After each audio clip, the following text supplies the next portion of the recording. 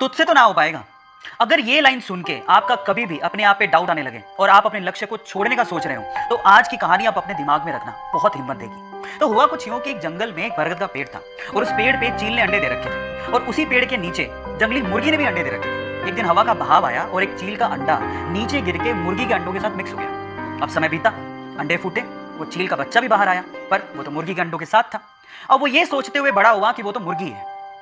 अब वो वही करता जो कि मुर्गियां करती थी, वो उतना ही उड़ सकता था जितनी मुर्गियां यूजुअली उड़ती हैं। और आपको पता है कि मुर्गियां ज्यादा नहीं उड़ सकती, आपको पता है। एक दिन वो चील का बच्चा जो कि मुर्गी की तरह पला बड़ा था, उसने आसमान में चील को उड़ते देखा। तो उसने अपनी मुर्गी माँ को पूछा कि माँ, वो पक्षी कौन है जो बड़े शान से उड़ रहा है? माँ कहती है, बेटा वो तो चील है। तो बच्चा मासूमियत से सवाल पूछता है कि हम लोग इतना ऊंचा क्यों नहीं उड़ सकते? तो माँ कहती है, क्योंकि तुम मुर्गी हो।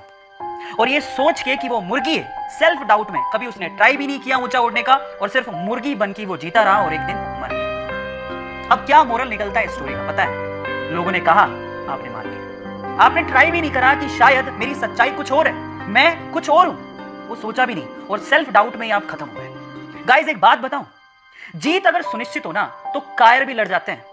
बहादुर वो होते हैं जो हार का पता होने के बावजूद भी मैदान में डटे रहते हैं। इसलिए सेल्फ डाउट छोड़ो, अपने आप पे भरोसा रखो और लोगों के बहकावे में